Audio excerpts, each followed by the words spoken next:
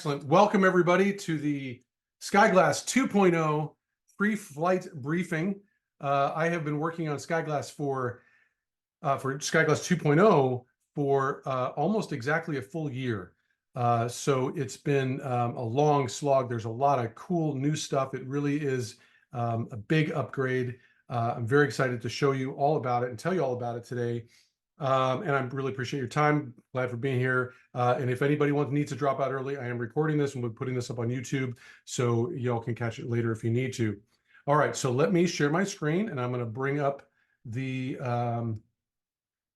let's see here, today's agenda. Hold on. Well, I was really good at this before when I was doing these off, every few weeks, but I'm a little rusty at this point. Hold on one second. All right, let's do that. Perfect. All right. Everybody see that okay? You can see I had a little countdown timer there in the back. SkyGlass launch, 0 days. We're at the 0 day. All right. So today we are going to cover, I'll briefly, and I'm going to try, I was going to say this to you. I would like to try and keep this to an hour, try and be brief, but I want to get the content done in an hour, and then I can stay after for Q&A as long as we need to. But today we're going to talk about the new tiers and how the features are set up and broken out in the different tiers.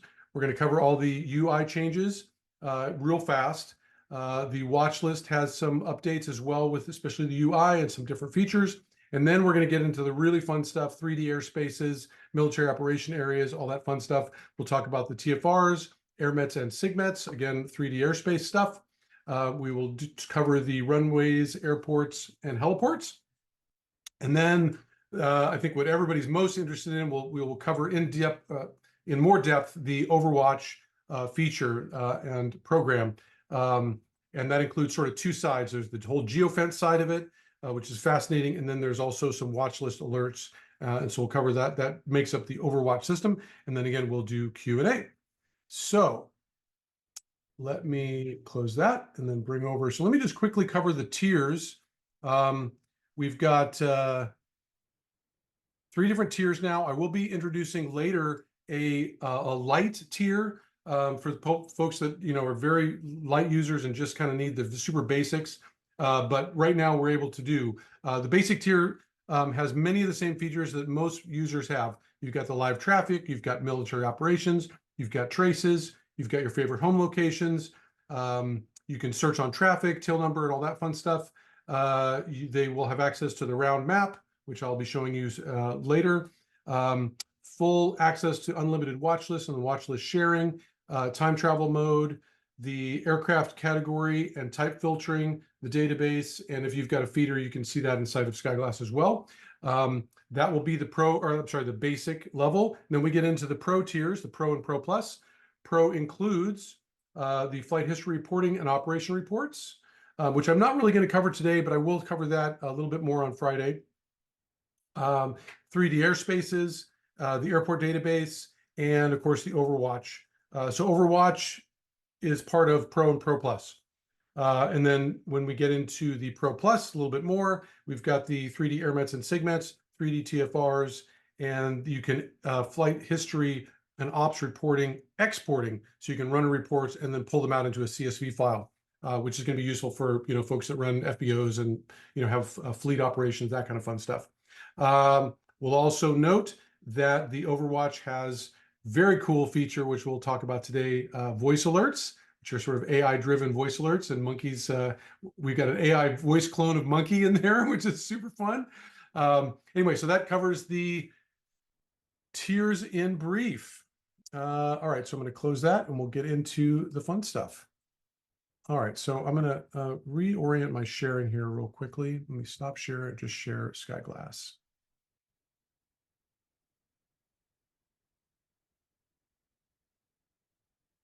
And there it is. Cool. Perfect. All right. All right. Can everybody see that okay on their screen? All right. Orientation is all right. I got a thumbs up. Excellent. Let me do that. Break this out over here. Okay, good. Now I can see everybody's thumbs up and stuff. So good to see some faces, some familiar faces again. All right, and then let me bring up my agenda so I can follow along. There's that. All right, we'll just cover it here. Okay. Okay, cool. So as you can see, we're in just the standard mill mode here to get started. And I have both Pro and Pro Plus features enabled on this machine. So let's talk about some basic UI changes. Let me make the UI. Oh, hold on a second. Turn on. Okay, now you can see my pointer probably much easier. And when I click on it, you see a little graphic. Yeah. All right, that'll be more easier for people to see. All right, so I'm going to make the user interface super large so we can see it easily. All right. Okay, so, and I'm going to stop auto refresh and do a burn. So we just are focused on what we want to talk about. Okay, great. So first off, you'll notice in the main button stack, which is on the bottom right, we've got our new features, and the mill button, the mill icon has changed from a shield to this sort of star rank. So throughout most of SkyGlass, when you see the mill area, that has changed. All right. And then, of course, we've got the two Pro and the Pro Plus feature activation buttons. I can turn those off so we're kind of at the cleanest interface. Okay, first major one that I think might be interesting for folks is this sort of overhead view. So let me do a quick snapshot of some traffic. We'll load up some traffic. You'll notice also we get these more detailed progress bars that pop up depending on what you're doing. Trace errors will stack up here. If there's anything that is going wrong with traces, they'll be reported there in a sort of temporary pop-up. And you'll also see when you're loading the airspaces, we'll see all that sort of stuff. So these things, SkyGlass is sort of multitasking. And so the few things will kind of stack up. And this is really to let people know that something's still happening. And so you can't really, push on the UI. You might get a little jaggy when something is sort of active. And then when everything's sort of clear, you'll see that will go away. And the little please wait bar on the bottom will go away too. I'll note some folks in Windows, when it opens up from a full screen, they're kind of the clip. This bottom part is clipped, so that's why I brought this bar in there, status bar. All right, so the overhead view is kind of fun. You click on that, and it pops you to a top-down view. It also does something else. It takes the height adjustment slider and it flattens it down. So they'll minimize the sort of perspective shift that you get when you're up high. If you don't rotate your camera at this point, if you click that button again, you'll pop back to the previously stored perspective. Okay, so this is how you can quickly pop back and forth from 3D. And then as you know, or as you could probably figure it out, it remembers where the height adjustment slider is. Let me do that again. Go to top down, the height adjustment slider has been fully depressed for you, okay? And then also, if you turn on any labels, you'll notice that the label, let me make these bigger. The labels are nice and easy to read now. They don't kind of fan around, which used to happen when you went high. So if you start to go to the side, then they sort of pop. But if you get up to a certain angle, then they go flat and much easier to read. Okay, now, since I've adjusted this isn't going to pop me back to my previous location. It sort of remembers where you are. And again, this needs to be brought back up, the height adjustment slider, so you get back to your height separation. Okay, clear on that? Any questions before I move on? Scanning the field. All right, great, awesome. Let me turn off the labels. All right, you'll notice we've done a couple more things here. The labels have been separated from the aircraft classes, meaning standard, military, masked, and emergency. And we've kind of moved separated them out, put them, the classes pop up against the top of the auxiliary button stack, and the labels will stack up with the rest of the, temporary button panels. Okay, so, and you'll notice we've got one new feature here. You can turn off the labels if you don't want the labels to hover and pop. You can disable that, and that's with this that one there. Okay, so let me clean up the interface again, turn off the traces, and All right, well, let's do this while we're here. I'm going to show the round map real quick. Click on that, and we have this new map. You can, there's a lot of features that are not really baked into the round map yet. You can load military traffic. So you will see those, and the height adjustment slider does work, and traces will work as well. But apart from that, there's a lot more to be added back into the round map. This is sort of first Gen 1 of the round map. All right. So let me wait for that traffic to finish processing. And you can see the camera controls, what do you call it? The scroll is kind of fun. It'll bring you in down low once you get close, etc.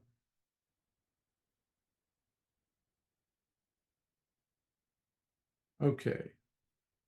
And clicking on the round map button again will just bring you back to the flat map. We're going to be mostly in the flat map mode today because of the different features. And when you switch modes, it does a burn for you. So that's why the field has been cleared. Okay. All right, so let me load up some traffic here. Let me do this. I'm going to switch into standard mode. And I'm going to turn off normies, and I'm just going to do kind of an abbreviated mill mode in just over CONUS. Okay, and I'm going to load some traffic. And the category that used to be just the type list panel, if you remember. Clicking on the type list panel will bring up all the different aircraft that are in the field and their types. Had a suggestion from a user to do this by category, which I thought was fascinating. And so now we have a category list. Let me adjust my UI to make it a little easier to read.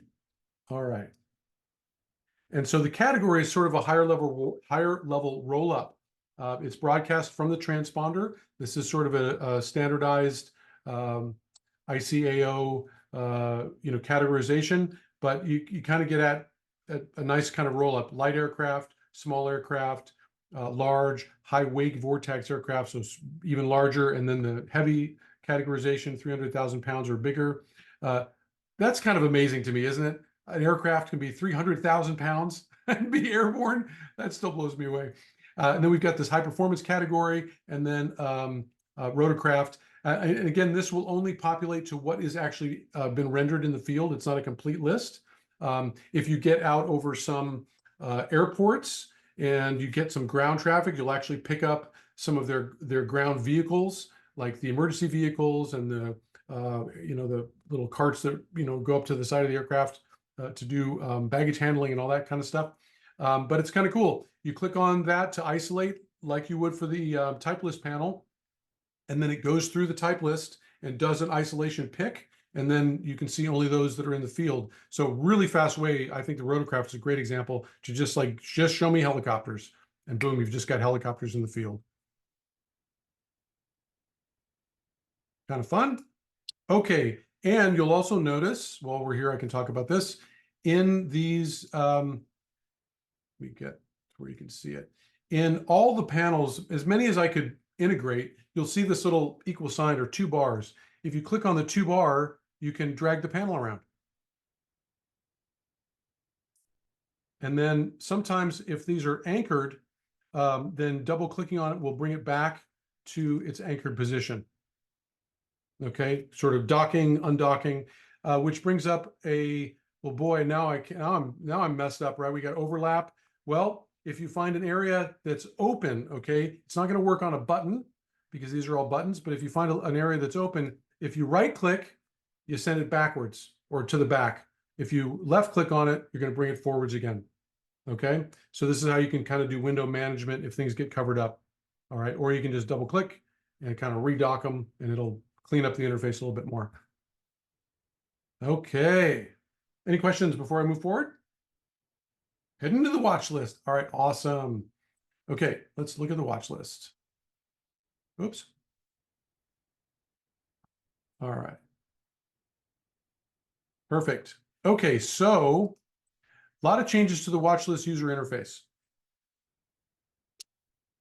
Mainly, we've broken out the auxiliary button stack. You used to click on this button and you got an extra level of icons. Well, I was running out of space, so now it pops off to the side. So if you click here, and let me also do this, let me turn on the help. And how fun is that? You can drag the help around. All right, and so I'm going to cover the different functionality. So the icon for this has changed, but this again is live traffic instead of all traffic. So you'll just to see the aircraft lists that are in the that are flying. Traces, same stuff. Let me do this. Let's see some aircraft in the list. Perfect. Okay, this used to be sort of two views in the watch list. Click on this and it goes to the location, and you click on it again, and now we've got telemetry. So call sign and then airspeed, elevation, vertical speed change. And then back one more time, and you're back to the standard view, which is the label, the call sign, and the type. I don't know if you guys knew this. Most people haven't really grokked this. This first area is editable. You can name that as your own. You can put your own label in for that aircraft. It defaults to the hex code, but you can change that. And that you can do right in the edit button, which is right here.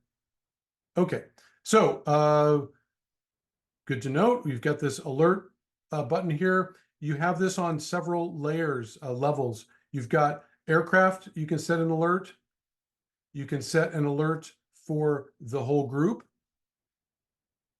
or you can set alerts for the entire Overwatch or the entire fleet.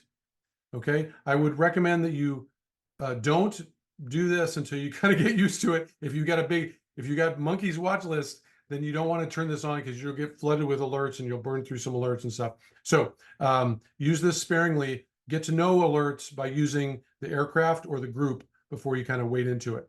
All right, more on that later. Since I'm here, you'll notice that the the group functionality has been sort of hidden. The interface has been cleaned up. So now you've got this arrow button, which reveals the different group level features or functions. Meaning turn on all traces, clear that group, edit the group name, etc. Okay, so this is the same, adding a regular aircraft from a single hex code. Backtrack, same functionality as before. I'm not going to cover stuff that's the same. Aircraft grouping, same as before. Database, same as before. Uploading your watch list to your personal cloud. This is the easy way to move from devices, just to take your current watch list, pop it up to the server, go open up your SkyGlass on the other device, pull it down from the server using this one. Okay, those are all this sort of the same stuff. All right, now the fun stuff.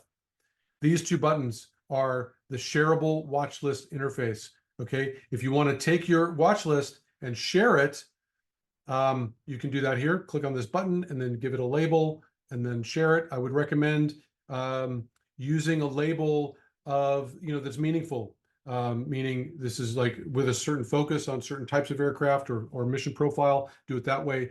Don't put your name because they're going to see the name in the interface, which we'll see right now. So click here to download watch list shared by others.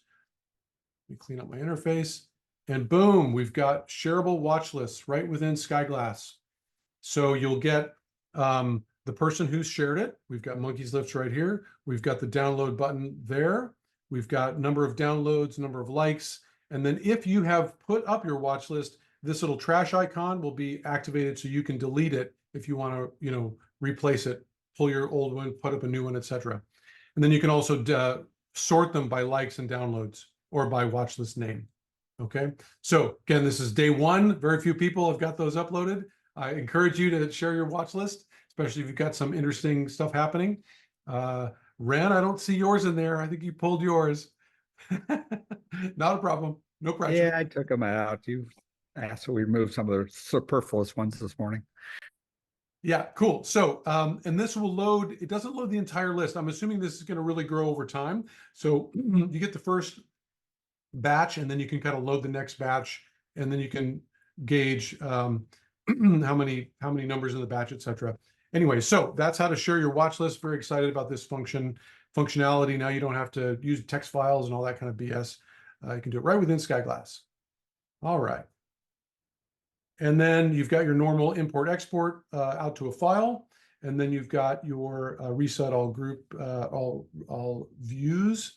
And then some of you had used, Monkey was a real user of this before, secondary lookups, right? This was kind of a workaround for me to capture returns that were not coming out in the normal feed. Well, ADSB Exchange has improved their system, and everything is really coming in with their first load. So you don't need the secondary watch list lookups anymore. I would encourage you, if you, and they took forever because they had to be pinged one by one.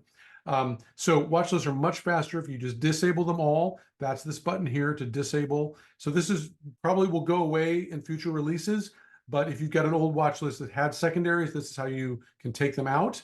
You'll notice there is no way to add secondaries anymore. So I've removed that functionality because it's not needed. And then again, burn your watch list as before. Okay, so moving on from the watch list, how do y'all feel about the shareable watch list? Is that cool? Exciting? A lot of thumbs up. Awesome. Oh, look at that. Look at that cool. We got fireworks behind me. That was fun. All right. Boy, zoom. All right. So let me close the watch list and let me check my notes here. Let me move the help over. Yes. Someone have a question? I hear somebody unmuted. Robert, was that you? Did you have something you want to say? So, hello. I can hear you. Where's the volume? Maybe we have a latecomer. Robert, did you want to make a comment? Otherwise, I'll mute you. Okay, now he's muted. Perfect. Got it. All right, good. All right, we are good to go. Let me bring the size down again. Okay, so where were we? We have talked about the UI changes. We've talked about the watch list updates. We talked briefly about watch list alerts. One comment on the watch list alerts. So there's an industry standard that I'm newly aware of called OOI, OOOI, and that stands for out, off, on, and in. And I like to kind of think about it like, out of the hangar, off the ground, on the ground, and then back in the hangar. But apparently that's like when people do fleet management or do Part 121, like, cargo flights or charter flights, that's their sort of fleet tracking nomenclature. So I've worked that into SkyGlass as part of the alert system. So you'll see when the alert comes off, you'll see off ground or out of hangar, that kind of thing. And these are based on thresholds from each category, meaning, and they're basically airspeed thresholds. So I tried to determine what the sort of mean stall speed was for, like light aircraft, around 60 knots, right? 55 knots. And if it drops below that, we can make this safe assumption that they're on ground. Hopefully landed safely and not stalled. But so that's kind of thing. And if they break that, if they're past the rotation speed, again, sort of the mean level, then we're assuming they're off ground. And if they're lower than those, then they're going to be on the runway taxiing, something like that. So we're going to assume that they're, off or on. I'm sorry, out or in. And so the one that kind of messes with you is the rotorcraft, right? Because they can be at, 1 knot putting along and still be altitude or at altitude. So for rotorcraft, I have used altitude thresholds. Okay, anything above 500 feet, they're off the ground. And then anything less, we're going to assume they're on station somewhere. Okay, so those are the categories or the sort of thresholds for the watch list alerts. All right, let's get into the fun stuff. 3D airspace. Sound good? All right, we are ready. So what I'm going to do, there's a few things you need to be aware of when you set up for airspace stuff, depending on what you're wanting to do.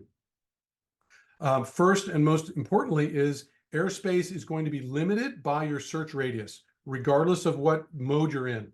Okay, so if you're in mil mode, you're not going to see the search radius options. So you'll want to open those up and then tune this. We've added, if you'll notice, in the search, distance radius slider here area, which includes the home location picker, you'll notice there's a couple new features. This one is very useful from map scale. So you click on that, and what it's going to do is it's going to automatically resize your search radius to basically cover the map zoom level that you've got. Okay, so let me show you that. I'm going to burn traffic so we can be quick with the updates here. I'm going to change my map zoom significantly, and let's pop over to Miami. And you'll notice now we've zoomed in a lot, and my search radius automatically changed to 100. And you'll notice I can't use that bar. It's locked out while I'm in auto zoom mode. Okay, and if I keep going in, it keeps getting smaller, 50 miles, and it's just going to stay around your AO. Okay, so I say all this because the airspaces will only render what's in your search radius. Okay, and depending on what you're doing, this is one of those areas where you got to tune for your system, right? You can't, it's going to tax most systems if you try and show all airspace for the entire country all at once, right? All Class B, Class C, etc. So I'm going to demonstrate now just in this sort of Southern Florida area. Actually, no, what? Let's do some. Who lives out in some sort of more metropolitan area? Give me a target. DC, LA, San Francisco, Dallas, something. Don't be shy. Paul, where are you? PJ. Are you LA area, Southern California? Say LA, yeah. LAX. All right, so let's do LAX. That's going to be a good one. Very interesting airspace in LA. All right, so dial in your home location, get your search radius down to something manageable, show the features, and let me. So when you first open this up, it's going to be just the airspace, airport, Overwatch reports area. These are the pro feature sets. So you want to click on airspace, and then you've got the airspace options. Make this a little bit larger. All right, and these are going to be controlled airspaces, Class B, C, D, etc. Let me bring the height adjustment slider down. Actually, you know what? I'm going to go to, let's go to DCA. Oh.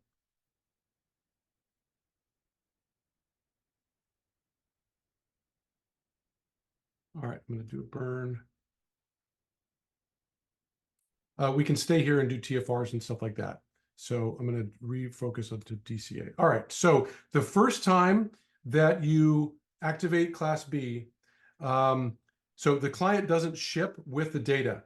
It's online because, as most of you know, airspaces get updated periodically by the FAA. So I've moved those to the server. Once you've downloaded them, they'll be on your computer until there's an update.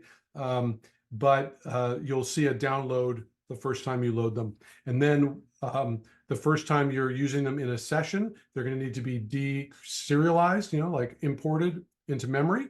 And then you can start loading them up. And so you'll see this big progress bar as it moves through. Okay, so now we've got the Class B, Class C, Class D. All right, so notice a couple things. On the left-hand side, we've got this window that shows the different airspace types. If you click on this, it will actually unload them. If you click on the button here, it's going to hide them, kind of like isolate and hide, like like we do with the category and type list panel. Okay, so this is a quick way to sort of just move through the different airspaces if you want to toggle them on and off. And again, this is dynamic. The more stuff that you do, the more will populate here. So mode C, I don't know if, unless you're a pilot, you may not know mode C is just a veil around most of the Class B airspaces. It's a zone which you have to be in communication. You have to have a transponder. If you enter it without a transponder, you get popped by the FAA, and you get that dreaded phone call, or they ask you to make that phone call when you land. So the mode C may not be very useful, but again, you'll see in a second here when we get into the Overwatch that it could be. So I'm going to turn that off for now. And then we've got the PR and NDA, prohibited, restricted, and national defense areas. All right, so these you can think of as permanent TFRs. All right, they're flight restricted areas which do not change. They haven't for a long time. There aren't that many, but I thought they were useful and important, so I included them there. All right, and then this is a fun one, military operation areas. Unless you're a pilot, you may not know that these even exist. I find this fascinating. There are so many MOAs around the continental US. And final note about the airspace, I only have an airspace source in GeoJSON type files for the US. Gets a little bit of Canada, a little bit of Mexico, but basically it's continental US only. I'm still trying to find a good European source, but that's not online yet. So if you're into the airspace and you're international, you may be disappointed. It's really for US only. Okay. So that covers the airspaces. Well, let's do, all right, let me do this. Let's cover the airspaces for the Pro Plus, which are the AIRMETS and SIGMETS. So I'm going to do a burn. I'm going to pop out to CONUS and go wide because these are large airspaces. And let's load AIRMETS and SIGMETS. So y'all know what AIRMETS and SIGMETS are? How many folks understand what that means? Or should I give a little description? Okay. They both are notices to airmen. These are part of the NOTAM system, or notices to air mission, I guess is the new term. They're NOTAMs that they're talking about meteorological conditions that pilots need to be aware of. Okay. AIRMETS are for generally light aircraft. SIGMETS affect everybody. Okay, so that's kind of the distinction about AIRMETS and SIGMETS, the difference. They fall into some basic categories, which are, let me turn on some of the labels so we can see those. You'll see them here. There's turbulence, icing, visibility, IFR conditions for visibility, and then convective activity. Those are the most, frequent ones. And again, you can disable, hide them easily to kind of isolate and go, oh, okay, yep, we got a lot of convective activity. Turn off the jumper. You can see we got a lot of convective activity here. So it's an interesting way of looking at weather in kind of a macro sense, really that affects aircraft. And, when I was flying, this was super important, especially, turbulence at altitude or down low, visibility for sure if you're going to be in IFR conditions. And of course, these are convective SIGMETS. Stay away unless you're a big boy and can handle flying through, lightning storms. You want to stay away from the convective SIGMET kind of stuff. All right. And then, as I said, you can toggle them off and get a feel for what kind of weather is happening in these different areas. And again, this is all in 3D. I don't think this has ever been done before, this kind of 3D view of airspace stuff. All right. And then you can see turbulence, a lot of turbulence, and then you can see the high and the lows. All right. One thing you'll notice there's these little labels. If you hover over an area, then that area will pop. And then let me turn on the detail. Let me clean up the interface a little bit. There we go. So now you can get detail on that different area. And this works for all of them. Class airspace. This is kind of the general detail window for all that kind of stuff. All right, so let me burn this. And we're going to load some TFRs, the other NOTAM that's available. So I like the NOTAMs because these are generally, you can go wide and view them all and kind of get a feel, and it can be interesting depending on what your mission profile is. The TFRs I find fascinating. I'm going to turn off the labels on screen and let me minimize this. Actually, I'll just pop it off. And now how easy is it to see like, wow, who's low, who's high, who's got something going on? Like this is probably a space operation. Let's check this guy out. This is, make this a little bit smaller. Let's see if we can figure this out. No. So this is the data directly from the FAA regarding the NOTAM, and there's a lot of kind of legalese, stuff on the bottom. Looks like law enforcement, firefighting could be. I'm not sure why it's so high. The space operation ones are super high. You can see those. Let's see here what that one is.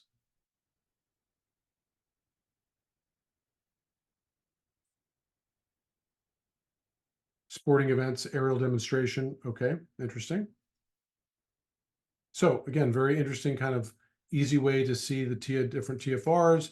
And I find that the height, altitude is a quick way to go, oh, is it, low level? You'll get a lot of like search and rescue operations or even flight restrictions over areas that do, they're doing explosives like clearing land or, drilling a mine or something like that.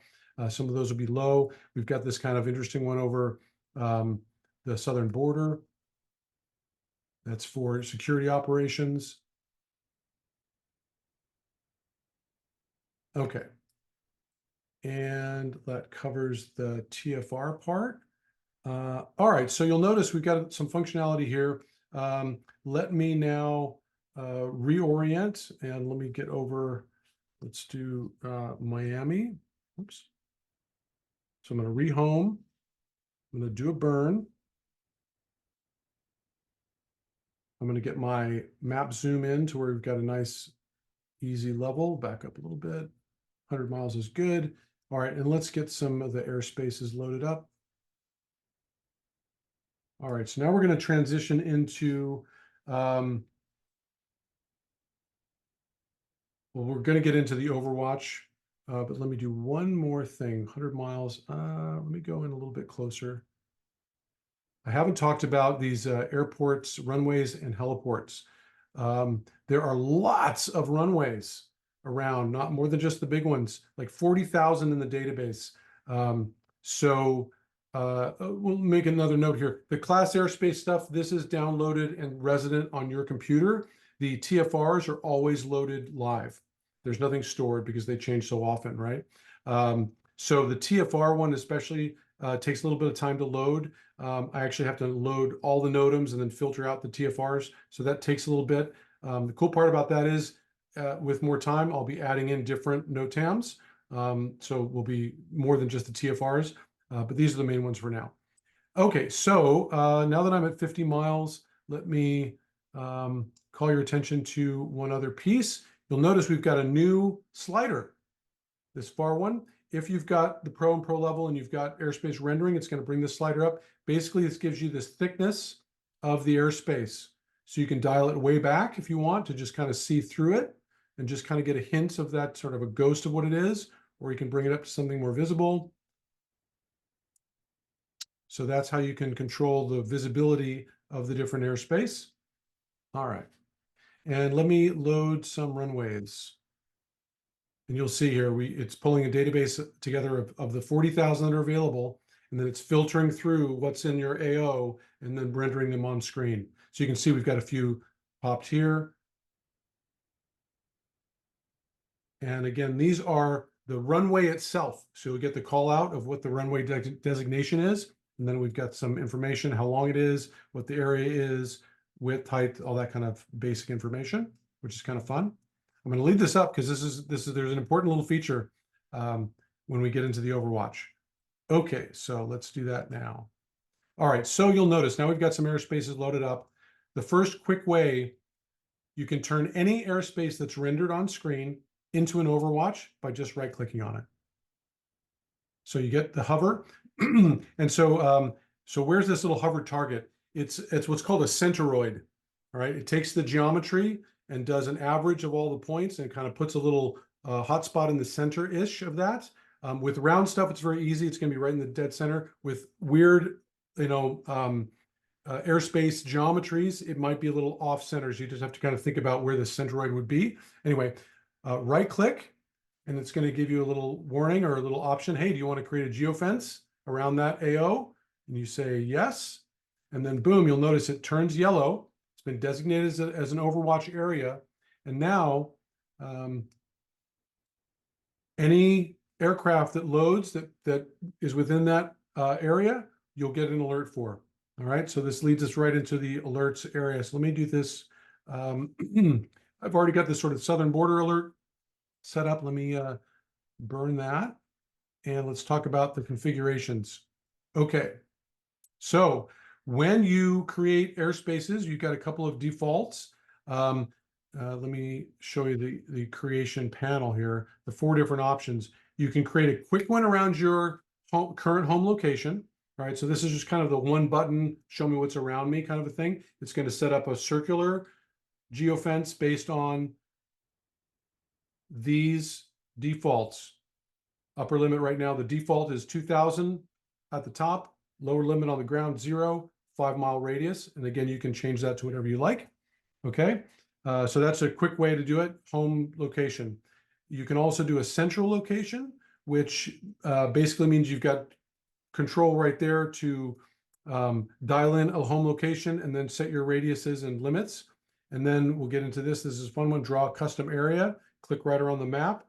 And then there's also this final one, import a GeoJSON file. So you can export your Overwatch areas as a GeoJSON file.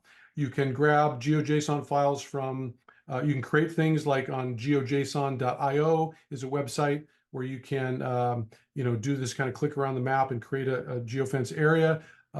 There's also some government agencies that have those available if you want to pull in like your area. Not all of them are going to be perfectly supported, but they do. There's a few of them that will work right out of the box. If you have something that you want to use and it's not imported, let me know, give it to me, and I can work in the configuration for that.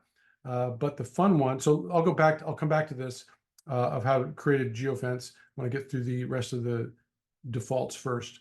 Okay, so we talked about the limits.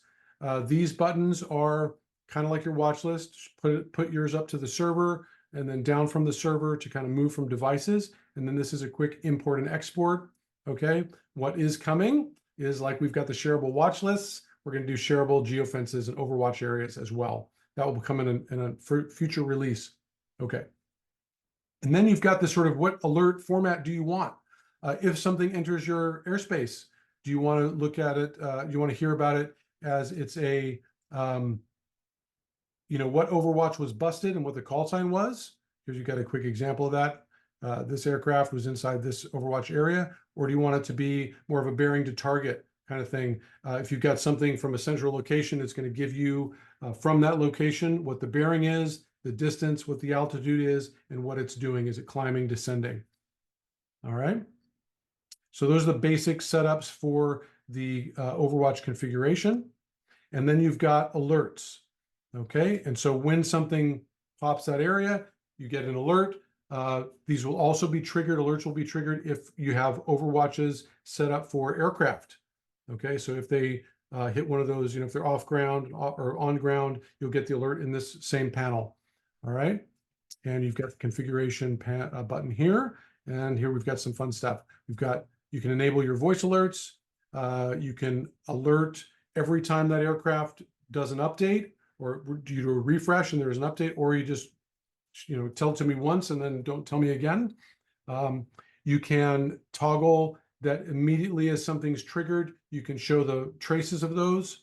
And then there's a logging to file, which is super cool. I like to just set this on. This is kind of one of those ways where you set up your Overwatch area, turn on auto refresh, walk away, and when you come back, it will not only be in this list of alerts, but it'll be on a CSV file on your computer, and you can go back and see, and you've got a log of actually what happened.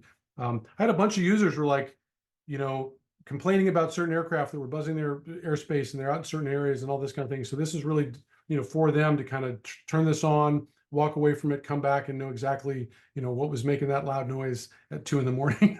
as they were getting buzzed or something like that.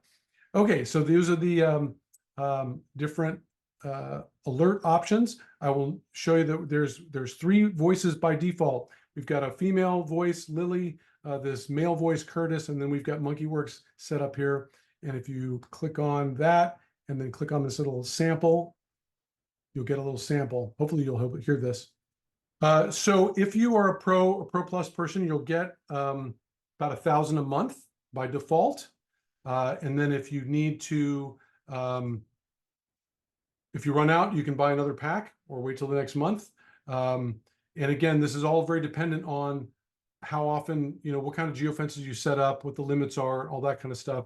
I hate to sort of meter this out, but I actually get charged. This is an AI system that actually I send the text, the dialogue out, and then it generates that, brings it back to SkyGlass, and then plays it, through the speakers.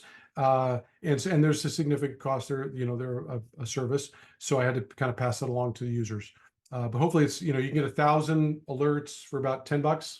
Shouldn't be too bad, hopefully. Anyway, so we've got an alert system set up. We've got it over this should be pretty populated area. So let's load some traffic. Let's turn on standard and normies and the masked.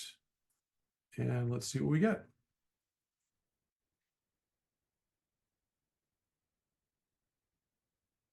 Oh, there's not too many aircraft in that area. We should still get some alerts though.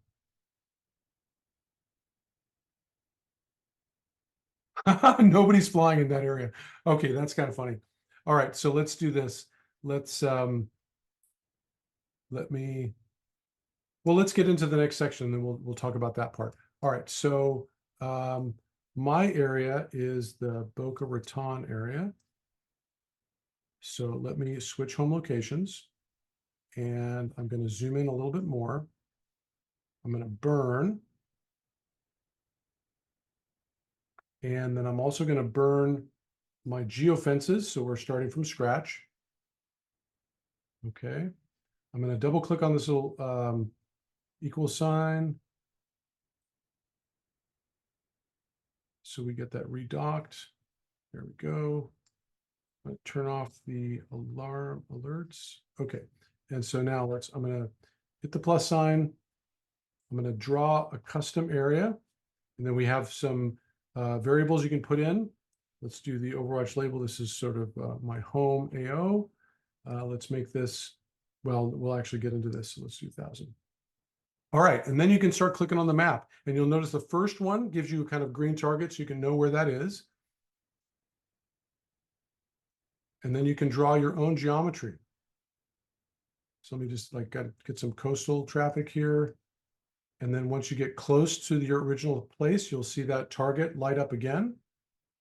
Everybody see that okay? And you'll also notice we've got some lat longs that are called out as you clicked around the map. And then once you've completed the polygon, now you've got this upper limit dragger here. You click on that and you can change the upper limit. So it's super easy to create a very, very quick custom geofence. And then once you have your all the input in there, meaning if you don't have a label, and you try and save this as a geofence, you'll get a warning saying, you got to put a label in. And so we say, okay, but let's make Overwatch. And you'll see that's converted. And now we've got this Overwatch area. So now let me load some traffic and see how many returns we get.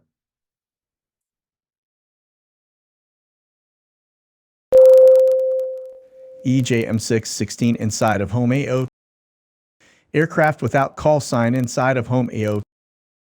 Aircraft 7 Juliet Whiskey inside of home AO. Aircraft 11 Whiskey inside of home AO. So just to give you the rundown, you can turn the voice alerts on and off, so you don't have to necessarily get the announcements. There's also a kind of a ping, and there's a different tone for alerts that come into your geofence versus the alerts that are from your watch list. That's enabled here. So if you don't want any sound and just want the alerts to sort of show up, you can do that here. And again, this is the information from each alert. You got the call sign, the distance from that central location, and then the information that was set up in the configuration. And then if you click, you can actually zoom right to those aircraft. Okay, but we've covered the essence of creating the geofences. Let me show you how to do that for a central position. So again, you can pick a location. Let's do Miami. And let's do 10 mile, or let's say 30 miles. Let's do MIA, and we can say this is like, let me add another 0, 50,000, and create. And now you can see that big geofence that's been created over Miami.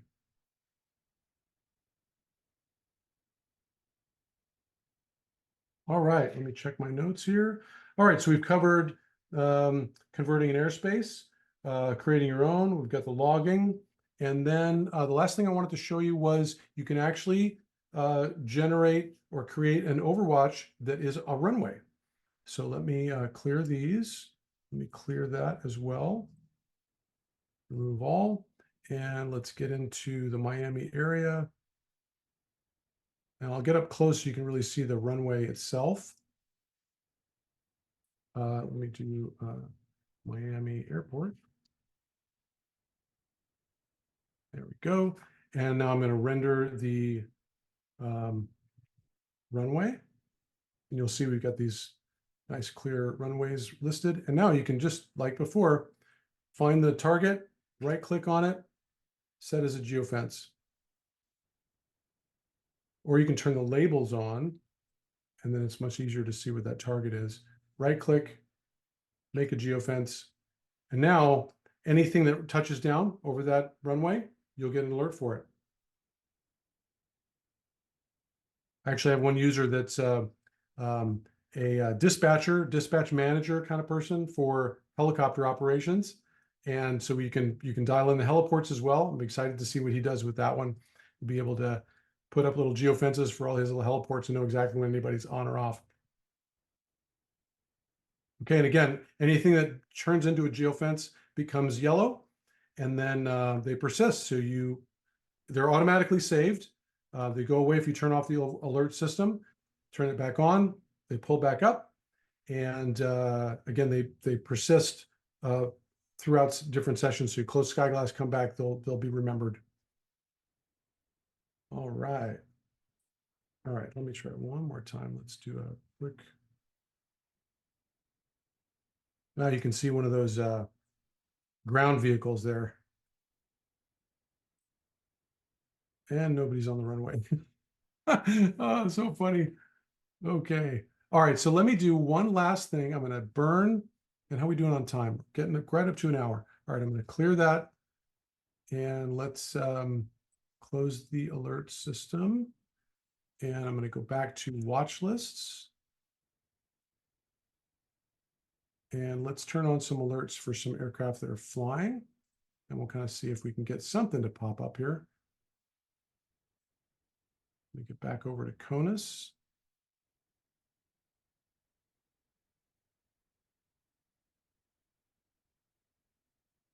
All right, and so lots of aerial surveys. Let's not do those guys.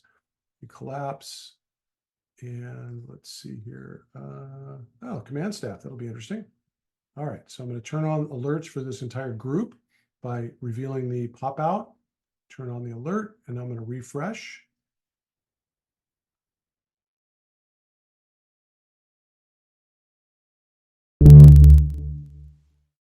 SAM 993 off ground. Aircraft 8 Tango Sierra off ground. Aircraft 0 Kilo Sierra off ground. Okay, that covers everything that I wanted to cover today. So let's see here. Yeah, we're right at an hour. Good stuff. Okay, let me close the alert system down. Now, if you have, final note, if you have watch list alerts set up, you don't have to have the main alert, this turned on. Those will persist, and you'll get the little alert box which shows them. The geofencing, the Overwatch areas, those are activated and disabled with that button. Okay, so that was, again, quick overview on the major new features for SkyGlass. I will pause now. All right. Thank you guys, everybody, for being here today. I hate looking over there. This is where let me stop sharing, and then I can bring there. I can look at everybody. Awesome. Thank you so much for waiting for SkyGlass 2.0 for such a long time. I've really missed doing these live trainings. We're going to be doing more of them. Tomorrow, we're going to do a deeper dive into the Overwatch system. And hopefully I'll have the voice alert piece worked out by then with Zoom. So you get a deeper dive on that. We'll go into all the different features and all the different configurations, all that you can do with the Overwatch. And appreciate your support. Thanks for being here today, and reach out if I can be of any help. All right. Big hearts. Thanks, Charlotte. All right, take care, everyone. Thanks very much. You bet. Cheers.